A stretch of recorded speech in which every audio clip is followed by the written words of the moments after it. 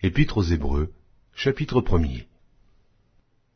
Après avoir autrefois, à plusieurs reprises et de plusieurs manières, parlé à nos pères par les prophètes, Dieu, dans ces derniers temps, nous a parlé par le Fils qu'il a établi héritier de toutes choses, par lequel il a aussi créé le monde, et qui, étant le reflet de sa gloire et l'empreinte de sa personne, et soutenant toutes choses par sa parole puissante, a fait la purification des péchés, et s'est assise à la droite de la majesté divine dans les lieux très hauts.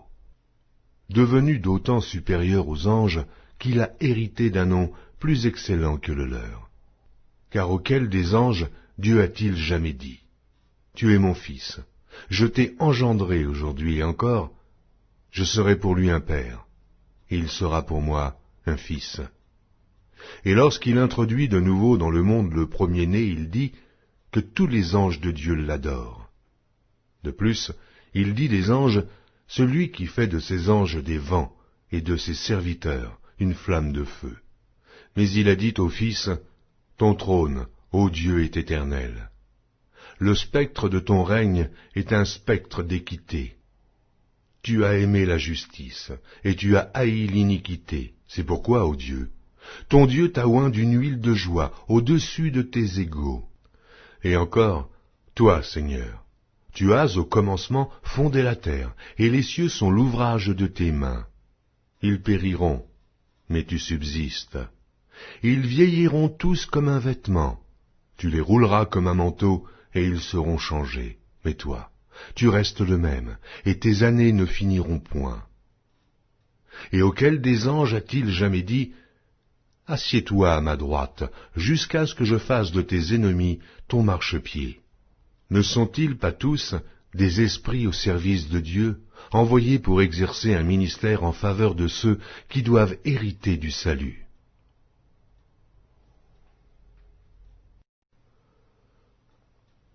Épître aux Hébreux, chapitre 2. C'est pourquoi nous devons d'autant plus nous attacher aux choses que nous avons entendues, de peur que nous ne soyons emportés loin d'elles. Car si la parole annoncée par des anges a eu son effet, et si toute transgression et toute désobéissance a reçu une juste rétribution, comment échapperons-nous en négligeant un si grand salut, qui, annoncé d'abord par le Seigneur, nous a été confirmé par ceux qui l'ont entendu ? Dieu appuyant leur témoignage par des signes, des prodiges et divers miracles, et par les dons du Saint-Esprit distribués selon sa volonté.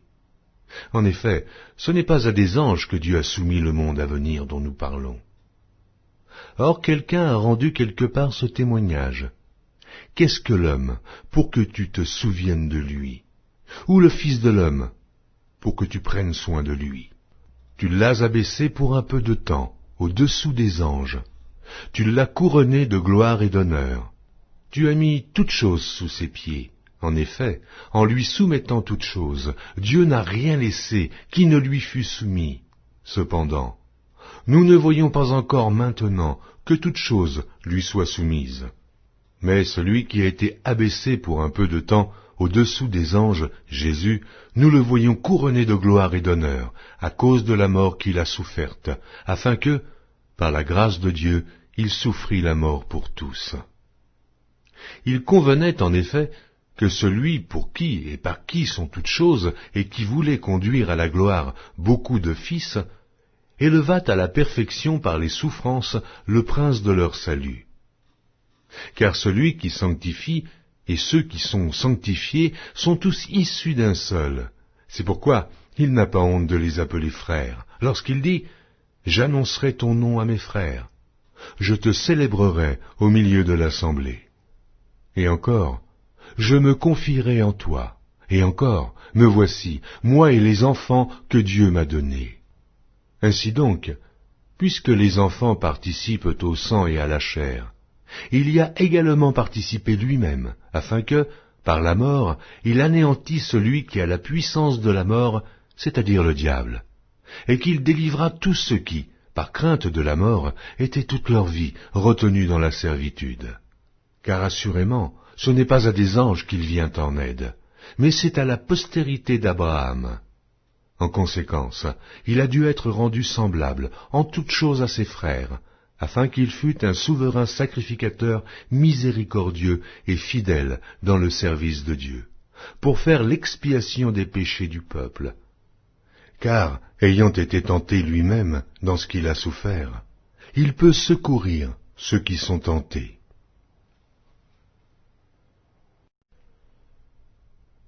Épître aux Hébreux, chapitre 3. C'est pourquoi, frères saints, qui avaient part à la vocation céleste, considérez l'apôtre et le souverain sacrificateur de la foi que nous professons, Jésus, qui a été fidèle à celui qui l'a établi, comme le fut Moïse dans toute sa maison. Car il a été jugé digne d'une gloire d'autant supérieure à celle de Moïse, que celui qui a construit une maison a plus d'honneur que la maison même. Chaque maison est construite par quelqu'un, mais celui qui a construit toute chose, c'est Dieu. Pour Moïse, il a été fidèle dans toute la maison de Dieu comme serviteur, pour rendre témoignage de ce qui devait être annoncé. Mais Christ l'est comme fils sur sa maison, et sa maison, c'est nous, pourvu que nous retenions jusqu'à la fin la ferme confiance et l'espérance dont nous nous glorifions. C'est pourquoi, selon ce que dit le Saint-Esprit, aujourd'hui, si vous entendez sa voix, n'endurcissez pas vos cœurs comme lors de la révolte, le jour de la tentation dans le désert, où vos pères me tentèrent pour m'éprouver, et ils virent mes œuvres pendant 40 ans. Aussi je fus irrité contre cette génération, et je dis, ils ont toujours un cœur qui s'égare, ils n'ont pas connu mes voies. Je jurai donc dans ma colère, ils n'entreront pas dans mon repos. Prenez garde, frères, que quelqu'un de vous n'ait un cœur mauvais et incrédule, au point de se détourner du Dieu vivant. Mais exhortez-vous les uns les autres, chaque jour, aussi longtemps qu'on peut dire, aujourd'hui, afin qu'aucun de vous ne s'endurcisse par la séduction du péché. Car nous sommes devenus participants de Christ, pourvu que nous retenions fermement, jusqu'à la fin, l'assurance que nous avions au commencement. Pendant qu'il est dit, aujourd'hui, si vous entendez sa voix, n'endurcissez pas vos cœurs, comme lors de la révolte. Qui furent en effet ceux qui se révoltèrent après l'avoir entendu, sinon tous ceux qui étaient sortis d'Égypte sous la conduite de Moïse. Et contre qui Dieu fut-il irrité pendant 40 ans, sinon contre ceux qui péchaient et dont les cadavres tombèrent dans le désert? Et à qui jura-t-il qu'il n'entrerait pas dans son repos, sinon à ceux qui avaient désobéi? Aussi voyons-nous qu'ils ne purent y entrer à cause de leur incrédulité.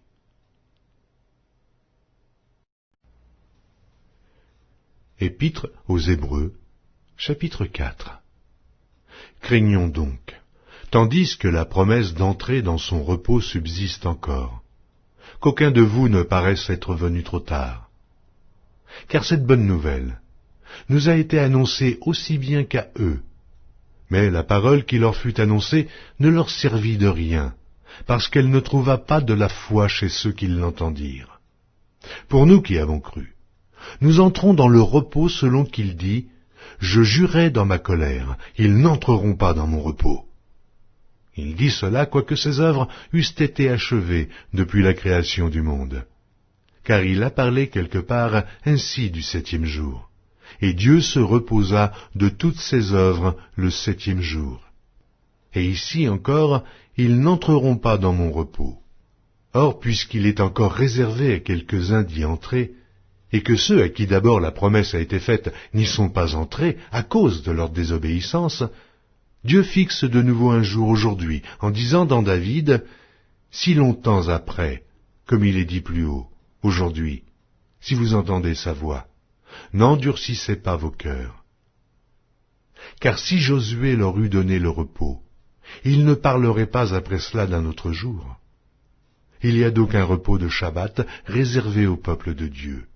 Car celui qui entre dans le repos de Dieu se repose de ses œuvres, comme Dieu s'est reposé des siennes. Efforçons-nous donc d'entrer dans ce repos, afin que personne ne tombe en donnant le même exemple de désobéissance. Car la parole de Dieu est vivante et efficace, plus tranchante qu'une épée quelconque à 2 tranchants, pénétrante jusqu'à partager âme et esprit, jointures et moelles. Elle juge les sentiments et les pensées du cœur. Nulle créature n'est cachée devant lui, mais tout est à nu et à découvert aux yeux de celui à qui nous devons rendre compte. Ainsi, puisque nous avons un grand souverain sacrificateur qui a traversé les cieux, Jésus, le Fils de Dieu, demeurons fermes dans la foi que nous professons. Car nous n'avons pas un souverain sacrificateur qui ne puisse compatir à nos faiblesses. Au contraire, il a été tenté comme nous, en toutes choses, sans commettre de péché. Approchons-nous donc avec assurance du trône de la grâce, afin d'obtenir miséricorde et de trouver grâce pour être secourus dans nos besoins.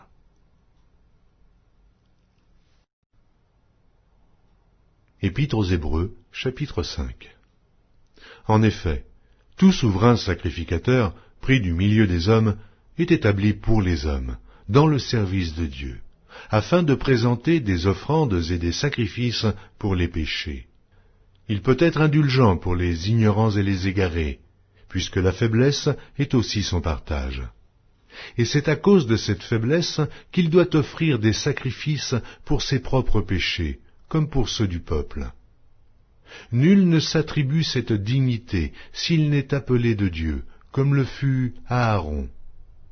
Et Christ ne s'est pas non plus attribué la gloire de devenir souverain sacrificateur, mais il la tient de celui qui lui a dit « Tu es mon fils, je t'ai engendré aujourd'hui ». Comme il dit encore ailleurs, « Tu es sacrificateur pour toujours, selon l'ordre de Melchisédek ».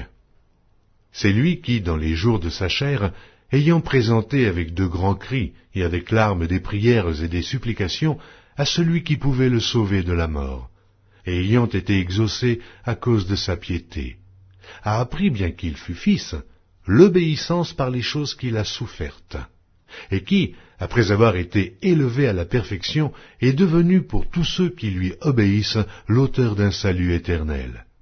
Dieu l'ayant déclaré souverain sacrificateur selon l'ordre de Melchisédek.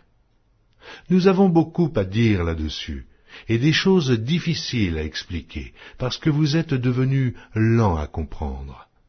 Vous, en effet, qui depuis longtemps devriez être des maîtres, vous avez encore besoin qu'on vous enseigne les premiers rudiments des oracles de Dieu.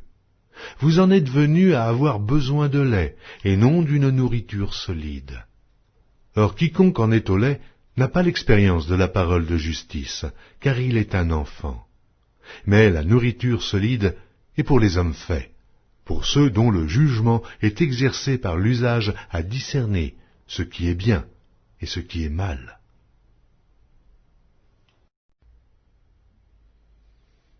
Épître aux Hébreux, chapitre 6. C'est pourquoi, laissant les éléments de la parole de Christ, tendons à ce qui est parfait, sans poser de nouveau le fondement du renoncement aux œuvres mortes, de la foi en Dieu, de la doctrine des baptêmes, de l'imposition des mains, de la résurrection des morts et du jugement éternel. C'est ce que nous ferons, si Dieu le permet, car il est impossible que ceux qui ont été une fois éclairés et qui ont goûté le don céleste, qui ont eu part au Saint-Esprit, qui ont goûté la bonne parole de Dieu et les puissances du siècle à venir, et qui sont tombés, soient encore renouvelés et amenés à la repentance, puisqu'ils crucifient pour leur part le Fils de Dieu et l'exposent à l'ignominie. Lorsqu'une terre est abreuvée par la pluie qui tombe souvent sur elle, et qu'elle produit une herbe utile à ceux pour qui elle est cultivée, elle participe à la bénédiction de Dieu. Mais si elle produit des épines et des chardons, elle est réprouvée et près d'être maudite, et on finit par y mettre le feu. Quoique nous parlions ainsi, bien-aimés, nous attendons, pour ce qui vous concerne, des choses meilleures et favorables au salut. Car Dieu n'est pas injuste pour oublier votre travail et l'amour que vous avez montré pour son nom, ayant rendu et rendant encore des services aux saints. Nous désirons que chacun de vous montre le même zèle pour conserver jusqu'à la fin une pleine espérance, en sorte que vous ne vous relâchiez point, et que vous imitiez ceux qui, par la foi et la persévérance, héritent des promesses. Lorsque Dieu fit la promesse à Abraham, ne pouvant jurer par un plus grand que lui, il jura par lui-même et dit « Certainement je te bénirai, et je multiplierai ta postérité. » Et c'est ainsi qu'Abraham, ayant persévéré, obtint l'effet de la promesse. Or les hommes jurent par celui qui est plus grand qu'eux, et le serment est une garantie qui met fin à tous leurs différends. C'est pourquoi Dieu, voulant montrer avec plus d'évidence aux héritiers de la promesse l'immutabilité de sa résolution, intervint par un serment, afin que, par deux choses immuables, dans lesquelles il est impossible que Dieu mente, nous trouvions un puissant encouragement, nous dont le seul refuge a été de saisir l'espérance qui nous était proposée. Cette espérance, nous la possédons, comme une ancre de l'âme, sûre et solide. Elle pénètre au-delà du voile, là où Jésus est entré, pour nous, comme précurseur, ayant été fait souverain sacrificateur pour toujours, selon l'ordre de Melchisédek.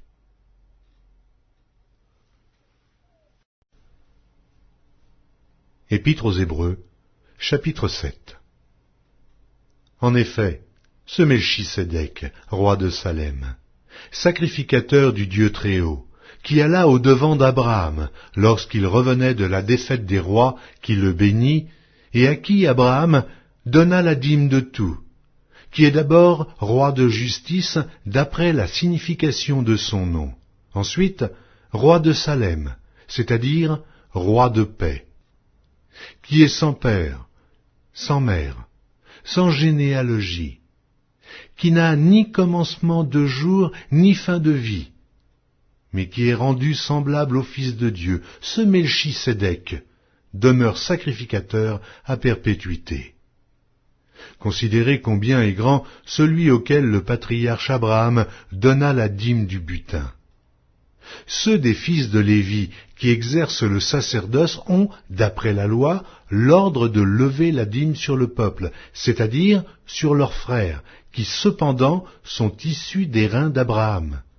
Et lui, qui ne tirait pas d'eux son origine, il leva la dîme sur Abraham, et il bénit celui qui avait les promesses. Or c'est sans contredit l'inférieur qui est béni par le supérieur. Et ici, ceux qui perçoivent la dîme sont des hommes mortels. Mais là, c'est celui dont il est attesté qu'il est vivant. De plus, Lévi, qui perçoit la dîme, l'a payé pour ainsi dire à Abraham, car il était encore dans les reins de son père lorsque Melchisédek alla au devant d'Abraham. Si donc la perfection avait été possible par le sacerdoce lévitique, car c'est sur ce sacerdoce que repose la loi donnée au peuple, qu'était-il encore besoin qu'il parût un autre sacrificateur selon l'ordre de Melchisédek, et non selon l'ordre d'Aaron? Car le sacerdoce étant changé, nécessairement aussi il y a un changement de loi. En effet, celui de qui ces choses sont dites appartient à une autre tribu, dont aucun membre n'a fait le service de l'autel. Car il est notoire que notre Seigneur est sorti de Juda, tribu dont Moïse n'a rien dit pour ce qui concerne le sacerdoce. Cela devient plus évident encore quand il paraît un autre sacrificateur à la ressemblance de Melchisédek, institué non d'après la loi d'une ordonnance charnelle, mais selon la puissance d'une vie impérissable. Car ce témoignage lui est rendu. Tu es sacrificateur pour toujours, selon l'ordre de Melchisédek. Il y a ainsi abolition d'une ordonnance antérieure, à cause de son impuissance et de son inutilité. Car la loi n'a rien amené à la perfection, et introduction d'une meilleure espérance par laquelle nous nous approchons de Dieu. Et comme cela n'a pas eu lieu sans serment, car tandis que les Lévites sont devenus sacrificateurs sans serment, Jésus l'est devenu avec serment, par celui qui lui a dit « Le Seigneur a juré, et il ne se repentira pas. Tu es sacrificateur pour toujours, selon l'ordre de Melchisédek. Jésus est par cela même le garant d'une alliance plus excellente. De plus, il y a eu des sacrificateurs en grand nombre, parce que la mort les empêchait d'être permanents. Mais lui, parce qu'il demeure éternellement, possède un sacerdoce qui n'est pas transmissible. C'est aussi pour cela qu'il peut sauver parfaitement ceux qui s'approchent de Dieu par lui, étant toujours vivant pour intercéder en leur faveur. Il nous convenait, en effet, d'avoir un souverain sacrificateur comme lui, saint, innocent, sans tache, séparé des pécheurs et plus élevé que les cieux, qui n'a pas besoin, comme les souverains sacrificateurs, d'offrir chaque jour des sacrifices, d'abord pour ses propres péchés, ensuite pour ceux du peuple, car ceci il l'a fait une fois pour toutes en s'offrant lui-même. En effet, la loi établit souverains sacrificateurs des hommes sujets à la faiblesse, mais la parole du serment, qui a été faite après la loi, établit le Fils qui est parfait pour l'éternité.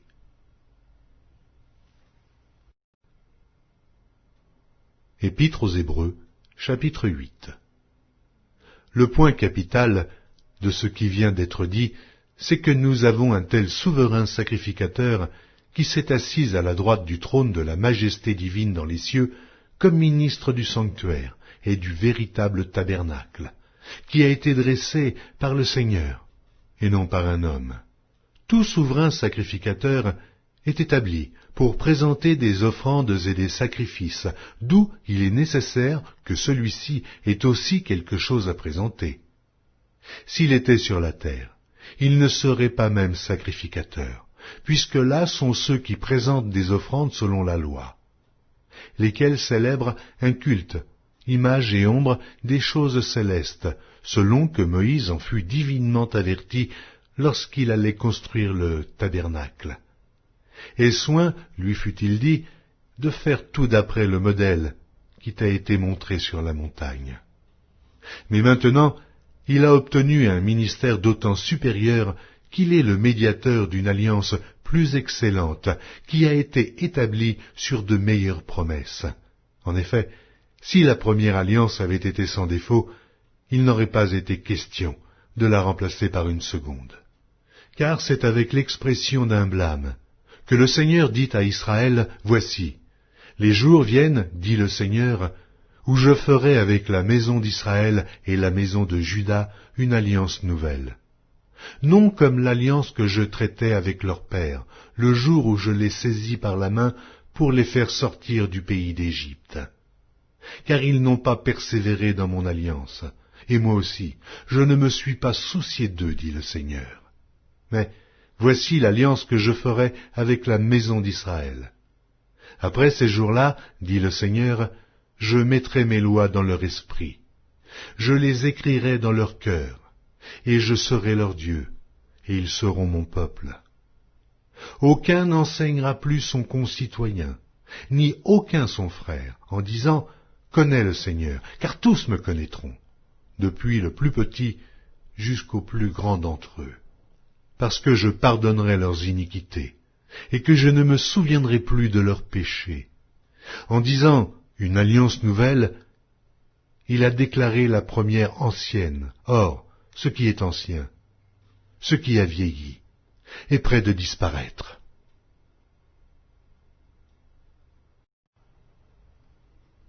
Épître aux Hébreux, chapitre 9.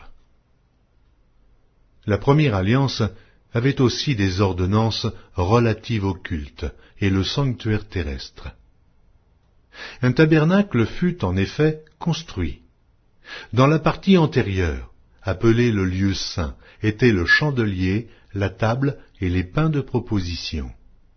Derrière le second voile se trouvait la partie du tabernacle appelée le Saint des Saints, renfermant l'autel d'or pour les parfums et l'arche de l'Alliance entièrement recouverte d'or. Il y avait dans l'arche un vase d'or contenant la manne, la verge d'Aaron qui avait fleuri, et les tables de l'Alliance. Au-dessus de l'arche étaient les chérubins de la gloire, couvrant de leur ombre le propitiatoire. Ce n'est pas le moment de parler en détail là-dessus. Or, ces choses étant ainsi disposées, les sacrificateurs qui font le service entrent en tout temps dans la première partie du tabernacle, et dans la seconde, le souverain sacrificateur seul entre une fois par an, non sans y porter du sang qu'il offre pour lui-même et pour les péchés du peuple. Le Saint-Esprit montrait par là que le chemin du lieu très saint n'était pas encore ouvert, tant que le premier tabernacle subsistait. C'est une figure pour le temps actuel, où l'on présente des offrandes et des sacrifices, qui ne peuvent rendre parfait, sous le rapport de la conscience, celui qui rend ce culte, et qui, avec les aliments, les boissons et les diverses ablutions, étaient des ordonnances charnelles, imposées seulement jusqu'à une époque de réformation. Mais Christ est venu comme souverain sacrificateur des biens à venir. Il a traversé le tabernacle plus grand et plus parfait, qui n'est pas construit de main d'homme, c'est-à-dire qui n'est pas de cette création. Et il est entré une fois pour toutes dans le lieu très saint, non avec le sang des boucs et des veaux, mais avec son propre sang, ayant obtenu une rédemption éternelle. Car si le sang des taureaux et des boucs et la cendre d'une vache répandue sur ceux qui sont souillés sanctifient et procurent la pureté de la chair, combien plus le sang de Christ qui, par un esprit éternel, s'est offert lui-même sans tache à Dieu, purifiera-t-il votre conscience des œuvres mortes afin que vous serviez le Dieu vivant. Et c'est pour cela qu'il est le médiateur d'une nouvelle alliance, afin que, la mort étant intervenue pour le rachat des transgressions commises sous la première alliance, ceux qui ont été appelés reçoivent l'héritage éternel qui leur a été promis. Car là où il y a un testament, il est nécessaire que la mort du testateur soit constatée. Un testament, en effet, n'est valable qu'en cas de mort, puisqu'il n'a aucune force tant que le testateur vit. Voilà pourquoi c'est avec du sang que même la première alliance fut inaugurée. Moïse, après avoir prononcé devant tout le peuple tous les commandements de la loi, prit le sang des veaux et des boucs avec de l'eau, de la laine écarlate et de l'hysope, et il fit l'aspersion sur le livre lui-même et sur tout le peuple en disant « Ceci est le sang de l'alliance que Dieu a ordonnée pour vous. » Il fit pareillement l'aspersion avec le sang sur le tabernacle et sur tous les ustensiles du culte. Et presque tout, d'après la loi, est purifié avec du sang, et sans effusion de sang, il n'y a pas de pardon. Il était donc nécessaire, puisque les images des choses qui sont dans les cieux devaient être purifiées de cette manière, que les choses célestes elles-mêmes le fussent par des sacrifices plus excellents que ceux-là. Car Christ n'est pas entré dans un sanctuaire fait de main d'homme, en imitation du véritable, mais il est entré dans le ciel même afin de comparaître maintenant pour nous devant la face de Dieu. Et ce n'est pas pour s'offrir lui-même plusieurs fois qu'il y est entré, comme le souverain sacrificateur entre chaque année dans le sanctuaire avec du sang étranger. Autrement, il aurait fallu qu'il eût souffert plusieurs fois depuis la création du monde. Tandis que maintenant, à la fin des siècles, il apparut une seule fois pour abolir le péché par son sacrifice. Et comme il est réservé aux hommes de mourir une seule fois, après quoi vient le jugement, de même Christ, qui s'est offert une seule fois pour porter les péchés de plusieurs, apparaîtra sans péché une seconde fois à ceux qui l'attendent pour le salut. Épître aux Hébreux, chapitre 10. En effet, la loi qui possède du nombre des biens à venir, et non l'exacte représentation des choses, ne peut jamais, par les mêmes sacrifices qu'on offre perpétuellement chaque année, amener les assistants à la perfection. Autrement, n'aurait-on pas cessé de les offrir, parce que ceux qui rendent ce culte, étant une fois purifiés, n'auraient plus eu aucune conscience de leurs péchés, mais le souvenir des péchés est renouvelé chaque année par ses sacrifices. Car il est impossible que le sang des taureaux et des boucs ôte les péchés. C'est pourquoi Christ, entrant dans le monde, dit « Tu n'as voulu ni sacrifice, ni offrande, mais tu m'as formé un corps. Tu n'as agréé ni holocauste, ni sacrifice pour le péché. » Alors j'ai dit « Voici, je viens. » Dans le rouleau du livre, il est question de moi, pour faire, ô Dieu, ta volonté. Après avoir dit d'abord, tu n'as voulu et tu n'as agréé ni sacrifice, ni offrande, ni holocauste, ni sacrifice pour le péché, ce qu'on offre selon la loi. Il dit ensuite, voici, je viens pour faire ta volonté. Il abolit ainsi la première chose pour établir la seconde. C'est en vertu de cette volonté que nous sommes sanctifiés par l'offrande du corps de Jésus-Christ une fois pour toutes. Et tandis que tout sacrificateur fait chaque jour le service et offre souvent les mêmes sacrifices qui ne peuvent jamais ôter les péchés, lui, après avoir offert un seul sacrifice pour les péchés, s'est assis pour toujours à la droite de Dieu, attendant désormais que ses ennemis soient devenus son marchepied, car par une seule offrande, il a amené à la perfection pour toujours ceux qui sont sanctifiés. C'est ce que le Saint-Esprit nous atteste aussi, car, après avoir dit « Voici l'alliance que je ferai avec eux, après ces jours-là, dit le Seigneur, je mettrai mes lois dans leur cœur, et je les écrirai dans leur esprit. » Il ajoute « Et je ne me souviendrai plus de leurs péchés ni de leur iniquité. » Or, là où il y a pardon des péchés, il n'y a plus d'offrande pour le péché. Ainsi donc, frères, puisque nous avons, au moyen du sang de Jésus, une libre entrée dans le sanctuaire, par la route nouvelle et vivante qu'il a inaugurée pour nous au travers du voile, c'est-à-dire de sa chair, et puisque nous avons un souverain sacrificateur établi sur la maison de Dieu, approchons-nous avec un cœur sincère, dans la plénitude de la foi, les cœurs purifiés d'une mauvaise conscience et le corps lavé d'une eau pure. Retenons fermement la profession de notre espérance, car celui qui a fait la promesse est fidèle. Veillons les uns sur les autres, pour nous exciter à la charité et aux bonnes œuvres. N'abandonnons pas notre assemblée, comme c'est la coutume de quelques-uns, mais exhortons-nous réciproquement, et cela d'autant plus que vous voyez s'approcher le jour. Car si nous péchons volontairement, après avoir reçu la connaissance de la vérité, il ne reste plus de sacrifice pour les péchés, mais une attente terrible du jugement et l'ardeur d'un feu qui dévorera les rebelles. Celui qui a violé la loi de Moïse meurt sans miséricorde, sur la déposition de 2 ou 3 témoins. Et quel pire châtiment pensez-vous que sera jugé digne celui qui aura foulé aux pieds le Fils de Dieu, qui aura tenu pour profane le sang de l'alliance par lequel il a été sanctifié, et qui aura outragé l'Esprit de la grâce. Car nous connaissons celui qui a dit « À moi la vengeance, à moi la rétribution », et encore « Le Seigneur jugera son peuple ». C'est une chose terrible que de tomber entre les mains du Dieu vivant. Souvenez-vous de ces premiers jours où, après avoir été éclairés, vous avez soutenu un grand combat au milieu des souffrances, d'une part exposé comme en spectacle aux opprobres et aux tribulations, et de l'autre, vous associant à ceux dont la position était la même.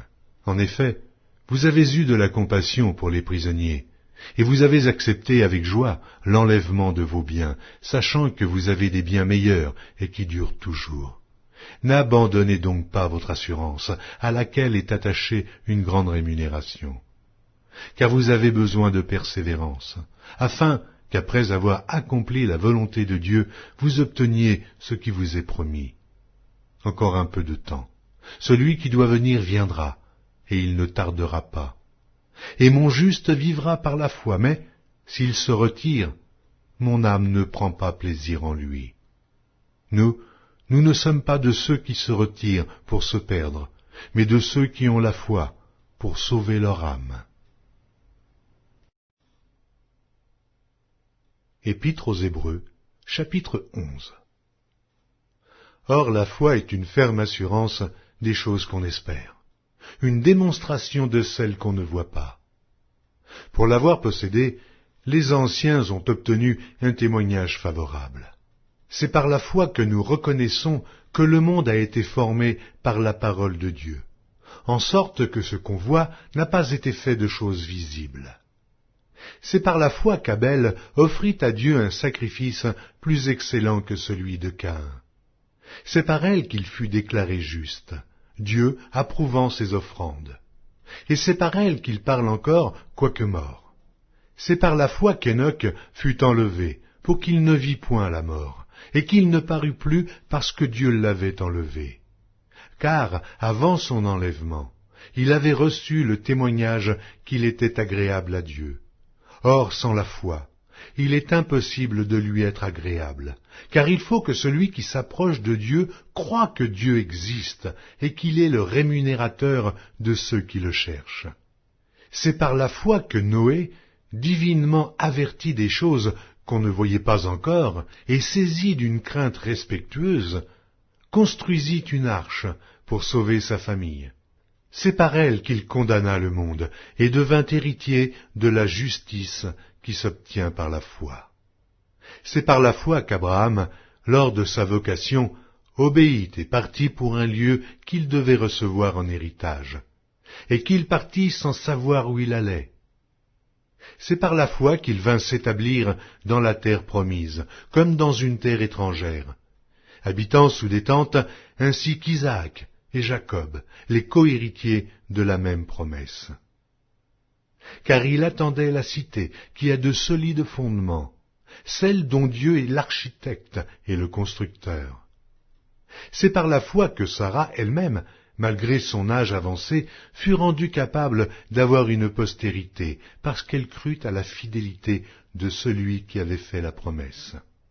C'est pourquoi d'un seul homme, déjà usé de corps, naquit une postérité nombreuse, comme les étoiles du ciel, comme le sable qui est sur le bord de la mer, et qu'on ne peut compter. C'est dans la foi qu'ils sont tous morts, sans avoir obtenu les choses promises. Mais ils les ont vus et salués de loin, reconnaissant qu'ils étaient étrangers et voyageurs sur la terre.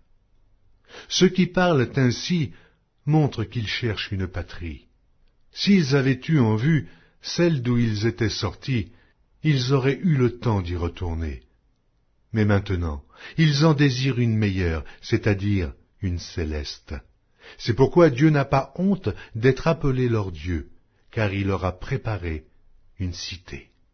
C'est par la foi qu'Abraham offrit Isaac, lorsqu'il fut mis à l'épreuve, et qu'il offrit son fils unique, lui qui avait reçu les promesses, et à qui il avait été dit, « En Isaac sera nommé pour toi une postérité. » Il pensait que Dieu est puissant, même pour ressusciter les morts. Aussi le recouvra-t-il par une sorte de résurrection. C'est par la foi qu'Isaac bénit Jacob et Ésaü, en vue des choses à venir. C'est par la foi que Jacob, mourant, bénit chacun des fils de Joseph, et qu'il adora appuyé sur l'extrémité de son bâton. C'est par la foi que Joseph, mourant, fit mention de la sortie des fils d'Israël, et qu'il donna des ordres au sujet de ses os. C'est par la foi que Moïse, à sa naissance, fut caché pendant 3 mois par ses parents, parce qu'ils virent que l'enfant était beau, et qu'ils ne craignirent pas l'ordre du roi. C'est par la foi que Moïse, devenu grand, refusa d'être appelé fils de la fille de Pharaon, aimant mieux être maltraité avec le peuple de Dieu que d'avoir pour un temps la jouissance du péché, regardant l'opprobre de Christ comme une richesse plus grande que les trésors de l'Égypte, car il avait les yeux fixés sur la rémunération.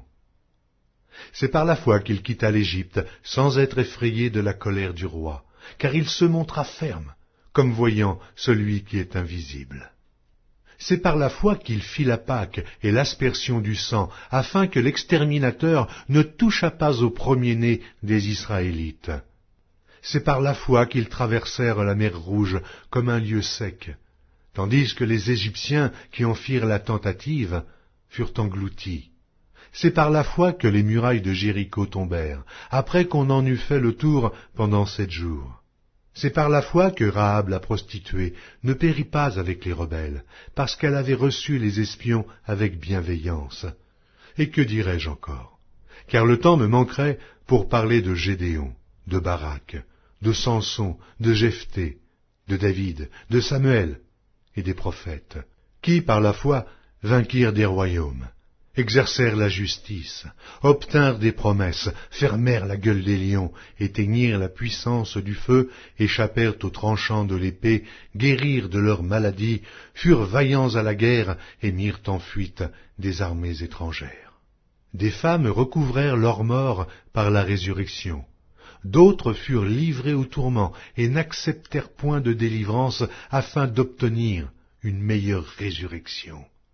D'autres subirent les moqueries et le fouet, les chaînes et la prison. Ils furent lapidés, sciés, torturés.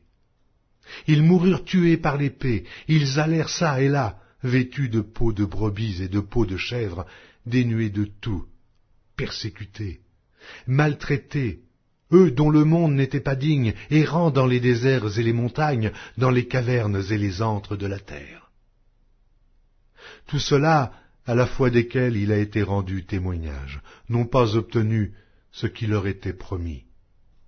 Dieu ayant en vue quelque chose de meilleur pour nous, afin qu'ils ne parvinssent pas sans nous à la perfection. Épître aux Hébreux, chapitre 12. Nous donc aussi, puisque nous sommes environnés d'une si grande nuée de témoins, rejetons tout fardeau et le péché qui nous enveloppe si facilement, et courons avec persévérance dans la carrière qui nous est ouverte, ayant les regards sur Jésus, le chef et le consommateur de la foi, qui, en vue de la joie qui lui était réservée, a souffert la croix, méprisé l'ignominie et s'est assis à la droite du trône de Dieu. Considérez en effet celui qui a supporté contre sa personne une telle opposition de la part des pécheurs, afin que vous ne vous lassiez point l'âme découragée. Vous n'avez pas encore résisté jusqu'au sang en luttant contre le péché. Et vous avez oublié l'exhortation qui vous est adressée comme à des fils. Mon fils, ne méprise pas le châtiment du Seigneur, et ne perds pas courage lorsqu'il te reprend. Car le Seigneur châtie celui qu'il aime, et il frappe de la verge tous ceux qu'il reconnaît pour ses fils. Supportez le châtiment, car c'est comme des fils que Dieu vous traite. Car quel est le fils qu'un père ne châtie pas? Mais si vous êtes exempts du châtiment auquel tous ont part, vous êtes donc des enfants illégitimes, et non des fils. D'ailleurs, puisque nos pères, selon la chair, nous ont châtiés, et que nous les avons respectés, ne devons-nous pas, à bien plus forte raison, nous soumettre au Père des esprits pour avoir la vie? Nos pères nous châtiaient pour peu de jours, comme ils le trouvaient bon, mais Dieu nous châtie pour notre bien, afin que nous participions à sa sainteté. Il est vrai que tout châtiment semble d'abord un sujet de tristesse et non de joie, mais il produit plus tard, pour ceux qui ont été ainsi exercés, un fruit paisible de justice. Fortifiez donc vos mains languissantes et vos genoux affaiblis, et suivez avec vos pieds des voies droites, afin que ce qui est boiteux ne dévie pas, mais plutôt se raffermisse.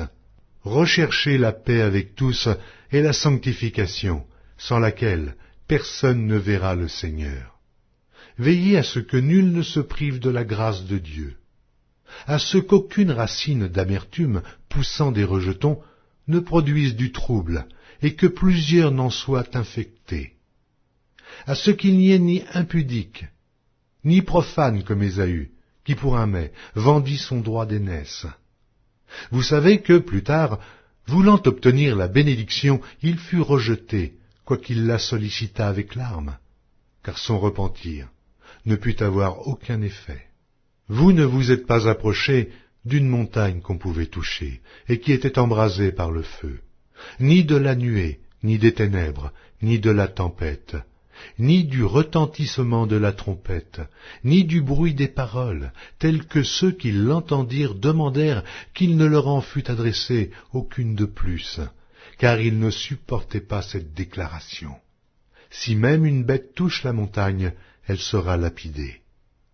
Et ce spectacle était si terrible que Moïse dit « Je suis épouvanté et tout tremblant. » Mais vous vous êtes approchés de la montagne de Sion, de la cité du Dieu vivant, la Jérusalem céleste, des myriades qui forment le chœur des anges, de l'assemblée des premiers-nés inscrits dans les cieux, du juge qui est le Dieu de tous, des esprits des justes parvenus à la perfection, de Jésus, qui est le médiateur de la nouvelle alliance, et du sang de l'aspersion qui parle mieux que celui d'Abel. Gardez-vous de refuser d'entendre celui qui parle.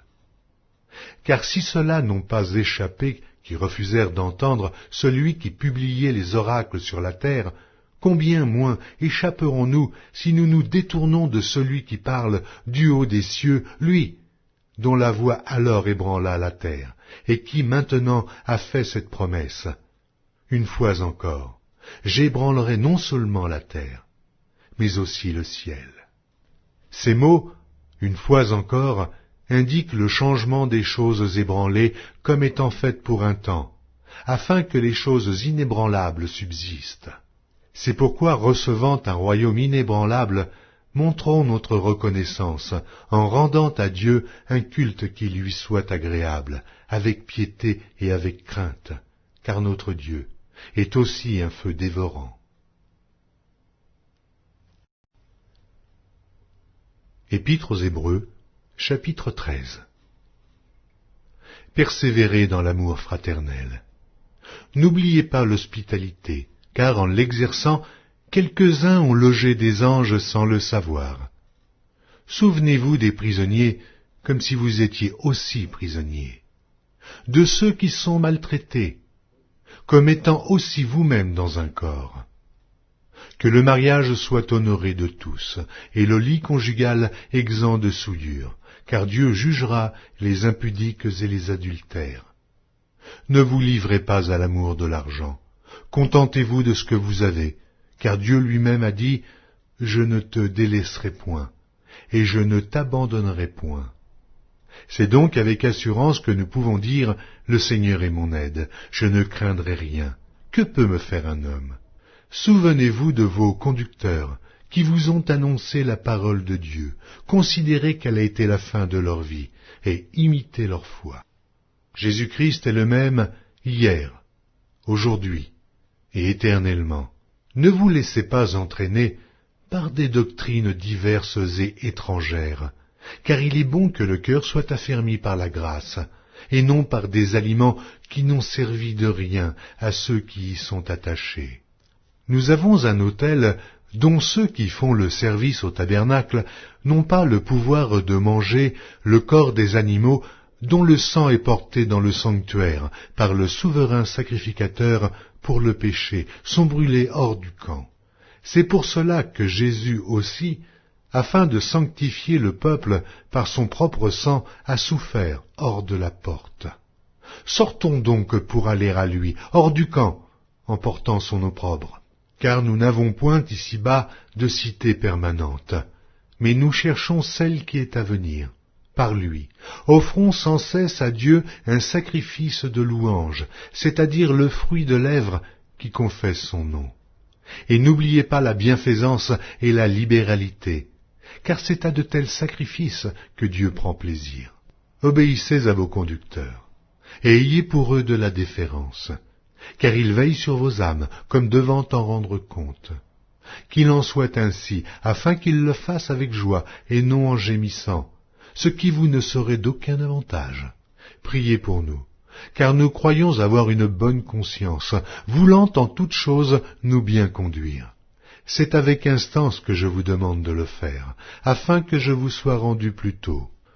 Que le Dieu de paix qui a ramené d'entre les morts le grand pasteur des brebis par le sang d'une alliance éternelle, notre Seigneur Jésus, vous rende capable de toute bonne œuvre pour l'accomplissement de sa volonté, et fasse en vous ce qui lui est agréable, par Jésus-Christ, auquel soit la gloire au siècle des siècles.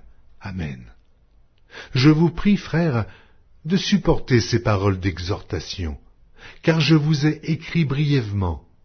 Sachez que notre frère Timothée a été relâché. S'il vient bientôt, j'irai vous voir avec lui. Saluez tous vos conducteurs, et tous les saints, ceux d'Italie vous saluent. Que la grâce soit avec vous tous. Amen.